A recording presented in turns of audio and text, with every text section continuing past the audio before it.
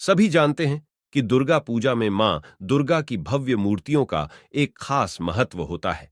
मां दुर्गा की प्रतिमा बनाने के लिए कई तरह की मिट्टी ली जाती है। कहा जाता है देवों और प्रकृति के अंश से मां दुर्गा का तेज प्रकट होता है। इसीलिए इनमें कई जगह की मिट्टी को शामिल करना जरूरी है। लेकिन इस पावन पर्व की बात कोलकाता की दुर्गा पूजा के बिना अधूरी है। पूरे भारत में लोकप्रिय इस पूजा के लिए यहां विशेष मिट्टी से माता की मूर्तियों का निर्माण होता है और उस मिट्टी का नाम है निषिद्धोपाली।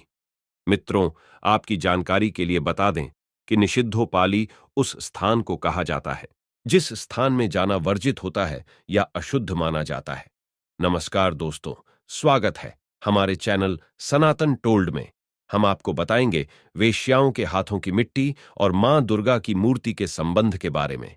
दोस्तों, अभी तक हमारे चैनल को सब्सक्राइब नहीं किया है तो प्लीज सब्सक्राइब कर दीजिए और वीडियो को ज्यादा से ज्यादा शेयर कीजिए। उत्तर और पूर्व भारत में नवरात्रि 9 दिनों का त्योहार होता है, जबकि पश्चिम बंगाल में नवरात्रि के आखिरी 4 दिन दुर्गा पूजा की जाती है और यही उनका सबसे बड़ा पर्व होता है। दुर्गा पूजा के दौरान देवी मां की मूर्ति बनाई जाती है, जिसके लिए मिट्टी तवायफों के आंगन से लाई जाती है। ऐसी मान्यता है कि जब एक महिला या कोई अन्य व्यक्ति वेश्यालय के द्वार पर खड़ा होता है, तो अंदर जाने से पहले अपनी सारी पवित्रता और अच्छाई को वहीं छोड़कर प्रवेश करता है। इसी कारण यहां की मिट्टी पवित्र मानी जाती है। यही कारण है कि सेक्स वर्कर के घर के बाहर की मिट्टी को मूर्ति में लगाया जाता है। कुछ पौराणिक कहानियों में जिक्र है कि प्राचीन काल में एक वेश्या मां दुर्गा की अन्य भक्त थी।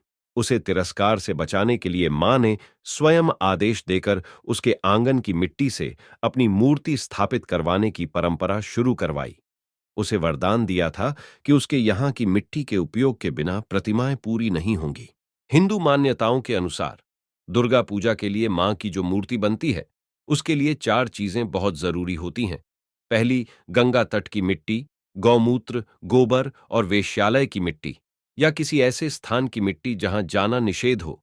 इन सभी को मिलाकर बनाई गई मूर्ति ही पूर्ण मानी जाती है। ये रिवाज दशकों से चला आ रहा है।